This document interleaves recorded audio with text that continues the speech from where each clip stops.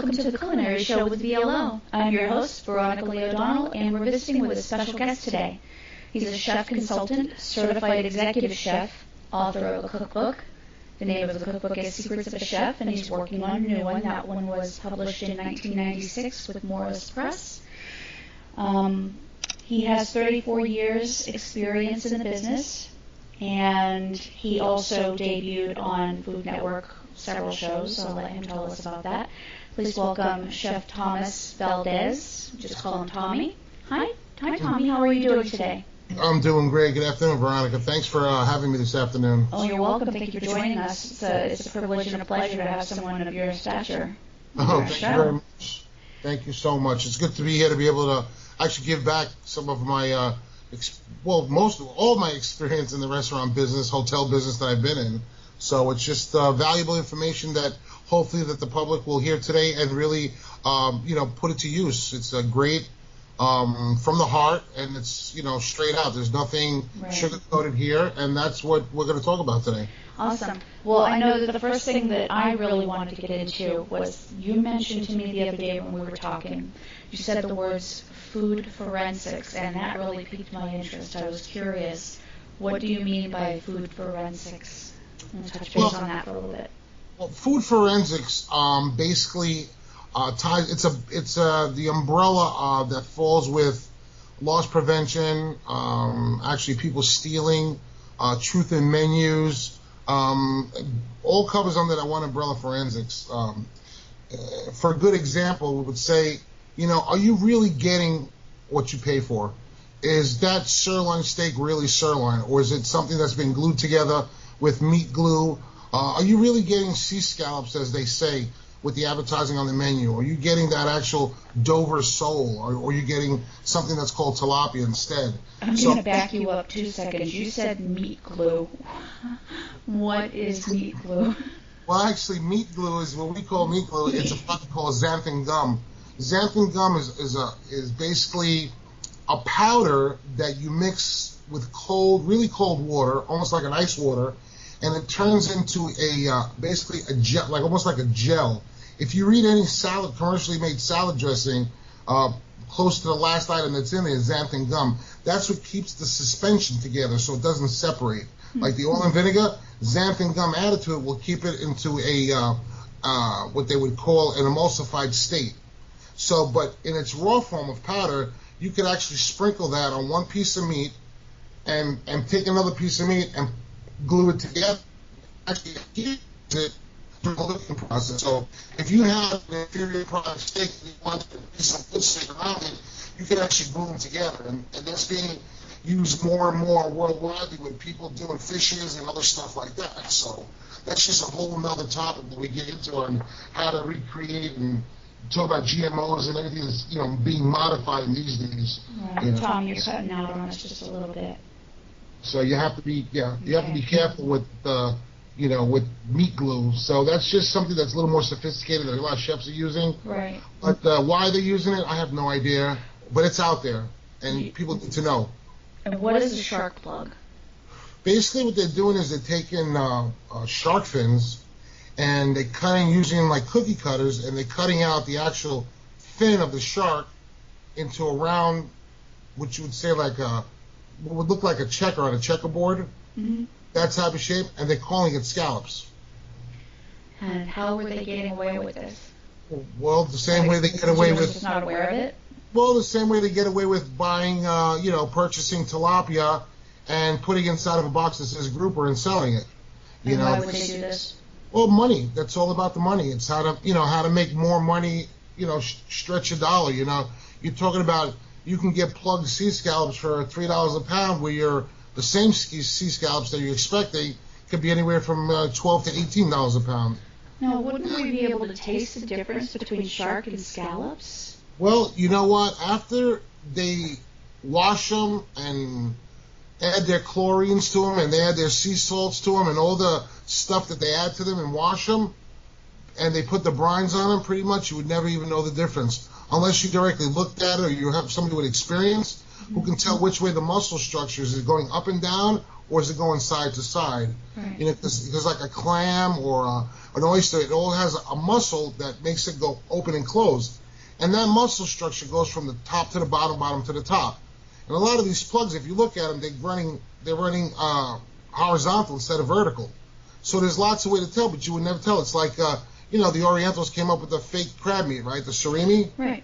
A lot of people don't know the difference between that and regular crab meat. So they're using them for fillers and for other stuff too. So, it all depends on what the menu is telling you, but it's things that you have to prevent and things that you have to watch for, because if you're paying for, scallops, that's what you want. You don't want to have a knockoff imitation, piece of fish on the plate or a steak or even a burger or anything like that. Right, you want what you pay for. Yeah, absolutely.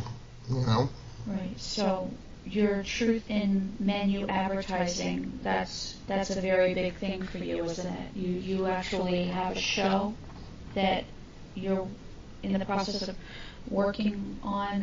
Tell me about that. How does that work? Yeah, we're just trying to, basically, it just really irritates me that, chefs don't take the time out to really write their menu the correct way. I always said that less is more. Right. When you're writing a menu, you don't need to add all the, Dover sole from the sweet waters of England, and the fish swam 3/4 of a mile, was lightly dusted, and on his coffee break, he went and got some paprika, imported from Hungary. You don't need all that. No, that's fine. You need basically a sauteed piece of, tell them the cooking technique. It's going to be sauteed, lightly dusted with breadcrumbs and a white wine butter sauce. But make sure that it's the best piece of fish you ever served. Put it on the plate, Yeah. And a lot of people want to get into a lot of stuff that sounds good, but they're not delivering the product. For example, I went out to eat the other night, and it was an off. I didn't want to regulate. They offered a Caesar salad and another salad. I says, you know what? I've had a million Caesar salads. Let me try the other salad that has romaine lettuce in it. It really didn't have a name, but what happened was it was a romaine salad with Granny Smith apples, candied walnuts, hearts of palm, and crumbled blue cheese. I know where you went. So when I did get the salad, I was disappointed, first of all, at the size. That was number one. It was very small for $6. Right. Second of all, the first thing I went for was the candied walnuts. They were basically, what they did is they opened up a can of walnuts and just sprinkled them right over the salad. There was no kind of love or any effort to make these walnuts candied. No toasting it in the pan, no sugar glazing, nothing like that, right? No, nothing of that. Because believe me, it's like having a peanut and having a honey roasted peanut or, Big difference. palm roasted. There's a big difference. Yeah. And hearts of palm out of the can, chopped it up, put on the salad, took an apple, didn't even skin it, didn't even cube it, no seasoning, nothing, just put it right into the salad. It was actually, they took it and make like sliced apples like you would find in a child's school lunch bag.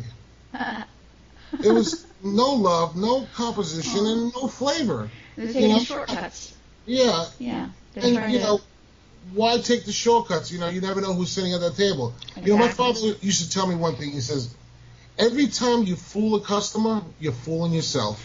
Yeah. Yep. And I can tell you, I had an experience that I just absolutely adored. Tell me if you've ever heard of this restaurant. It's called the Mason Jar Cafe. Mason Jar Cafe. Uh-huh. Oh, where's it located? Well, it's Federal Highway in Fort Lauderdale, and they're just moving to the 3000 Plaza.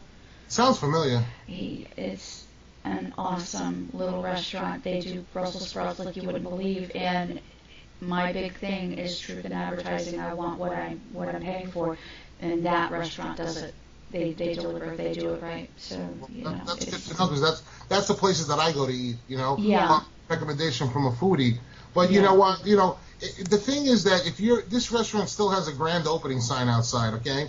And I'm thinking, you got to come out of the gate strong, because there's a million restaurants in the local area. Right. But what makes one restaurant stand out from the other? It's the same thing when you drive down the street and you see 4 gas stations on 4 different corners, right. north, south, east, and west.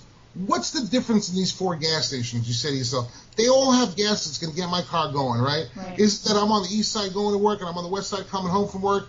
Will I really go out of my way to go to that gas station, even though I have to wait for the light, make a left or a U-turn? But why would I want to go to that place? Well, there's a lot of reasons for it. Number one, might be a pretty girl behind the counter that just drives you crazy. It might be their beer or their soda is colder than the other guy. It might be the personality or just the way you're being treated when you go there. So, or the cleanliness, and that's another thing we need to talk about. The order of the brigade or what you would call the commandments of the restaurant Bible is what I want to talk about.